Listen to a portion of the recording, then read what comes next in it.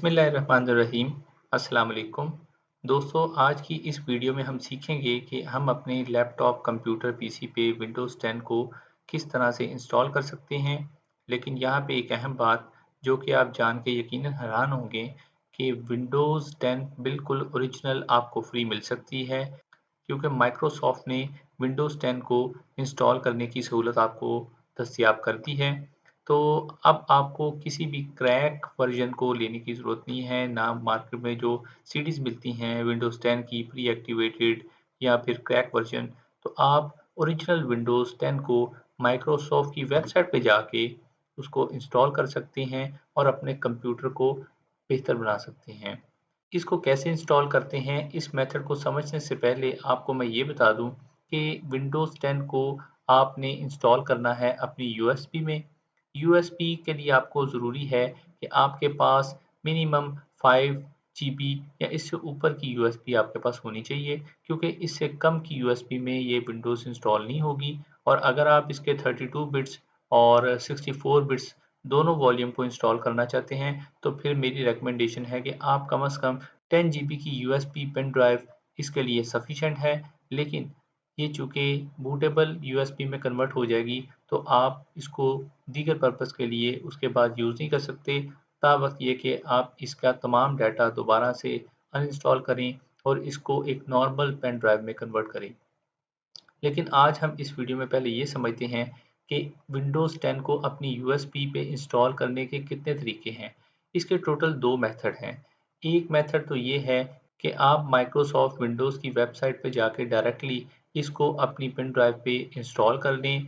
Pen drive को आपने USB port में लगाना है और वहाँ से आपने इसको मीडिया क्रिएशन टूल की मदद से डायरेक्टली यूएसबी पे इंस्टॉल करना है और आपकी यूएसबी जो है वो बूटेबल विंडोज़ 10 की सीडी की फॉर्म में कन्वर्ट हो जाएगी। जबकि दूसरा मेथड ये है कि आपको एक थर्ड पार्टी एप्लीकेशन चाहिए होता है जिसको रूफस कहते हैं। रूफस की मदद से आप अपनी यूएसबी को पहले कन्वर्ट करते हैं और फिर रूफस की मदद से ही आप एक विंडोज़ 10 की आईएसओ फाइल माइक्रोसॉफ्ट की वेबसाइट से डाउनलोड करते हैं और उस आईएसओ फाइल जो कि बेसिकली डिस्क इमेज होती है, उसको ये रूफस अपनी हेल्प से पेन ड्राइव को एक विंडोज़ 10 की बूटेबल सीडी में कन्वर्ट कर देता है। तो हम इन दोनों मेथड को आज सीखेंगे।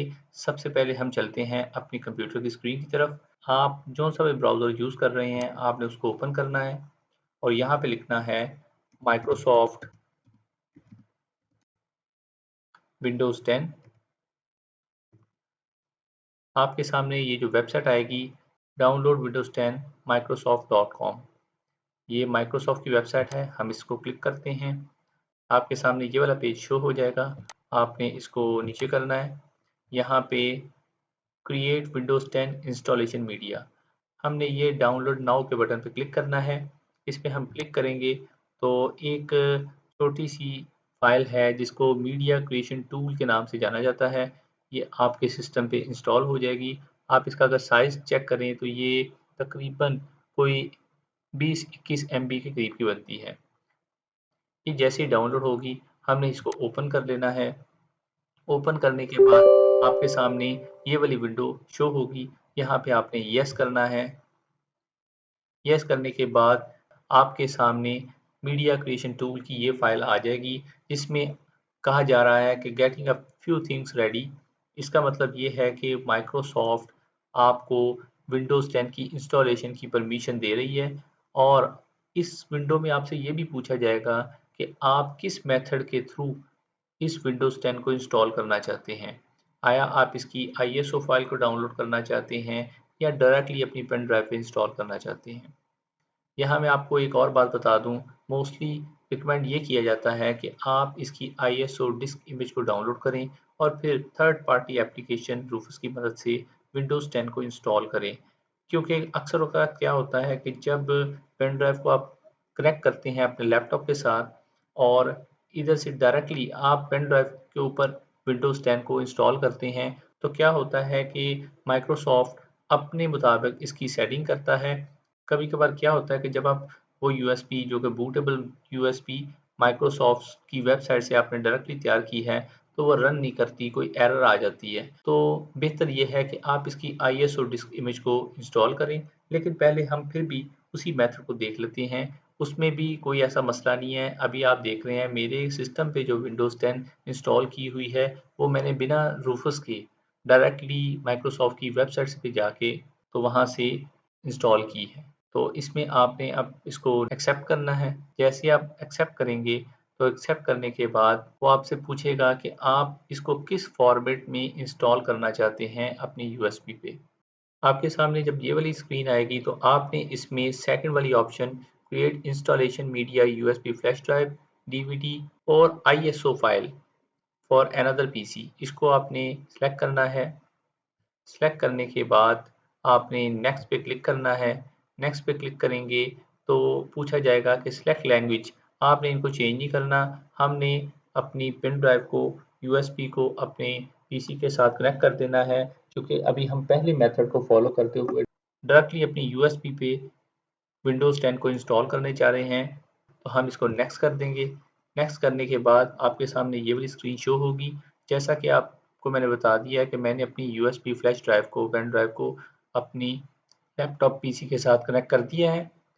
अब हम पहली ऑप्शन पे जाएंगे और पहली ऑप्शन को सिलेक्ट करने के बाद हम नेक्स्ट कर देंगे, तो ये विंडो रन करना शुरू कर देगी और इंस्टॉलेशन का प्रोसेस हमारी यूएसबी पे शुरू हो जाएगा। इससे पहले वो आपसे वार्निंग का एक मैसेज शो करेगा कि आपकी यूएसबी पे जितना भी डाटा है वो सारा का सारा डिलीट हो जाएगा। तो लिहाजा इसको इंस्टॉल करने से पहले आप अपनी यूएसबी का डाटा किसी दीगर जगह पे महफूज कर लें, ताकि आपको परेशानी का सामना ना करना पड़े। तो ये है पहला मेथड। इसमें हम नेक्स्ट क्लिक करेंगे और नेक्स्ट को क्लिक करने के बाद विंडोज़ 10 आपकी यूएसबी पे डायरेक्टली इंस्टॉल हो जाएगी। लेकिन अगर आप चाहते हैं कि अभी मैं डायरेक्टली अपनी यूएसबी पे विंडोज़ 10 को इंस्टॉल नहीं करना चाहता, बल्कि इसकी एक डिस्क इमेज आईएसओ फाइल वो तैयार करना चाहता हूँ, ताकि वो मेरे पीसी में या हार्ड डिस्क में, एक्सटर्नल हार्ड डिस्क में सेव रहे और जब कभी भी ज़रूरत पड़े तो वहाँ से मैं रूफस थर्ड पार्टी एप्लीकेशन की मदद से उसको यूएसबी को अपनी बूटेबल सीडी में कन्वर्ट कर लूँ। तो फिर आप इस सेकंड ऑप्शन को क्लिक कीजिएगा, आईएसओ फाइल। इस पे क्लिक करने के बाद आपने नेक्स्ट करना है। नेक्स्ट करने के बाद आपने वेट करना है। जब विंडोज़ 10 की आईएसओ इमेज आपके सिस्टम में इंस्टॉल हो जाएगी, तो आप उसको रूफस थर्ड पार्टी एप्लीकेशन की मदद से बूटेबल सीडी में कन्वर्ट कर सकते हैं।